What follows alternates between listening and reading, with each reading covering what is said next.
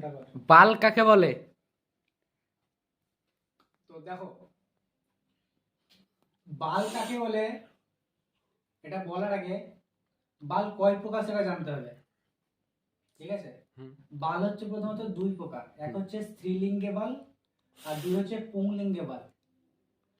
তো আমরা যেহেতু পুরুষ তো পুংলিঙ্গ দিয়ে স্টার্ট করি। তো পুংলিঙ্গে বাল যাকে বলা হয়, যে কৃষ্ণ কালো কেশরাশি যাহা এড়াভিমুখে গমন করে তাকে বাল বলা হয়। এখানে আমাদের দেখবে বালগুলো গুটি গুটি ভাব হয়, ঠিক আছে। তো আমাদের এখান থেকে এইদিকে আসে, সেটা হলো এড়াভিমুখে গমন। আর কি থাকলো, স্ত্রীলিঙ্গে বাল হচ্ছে কৃষ্ণ কালো কেশরাশি যাহা গুদাভিমুখে গমন করে তাকে বলা হয় স্ত্রীলিঙ্গে বাল। সব জানো, তো তাকে বলা হয় স্ত্রীলিঙ্গে বাল।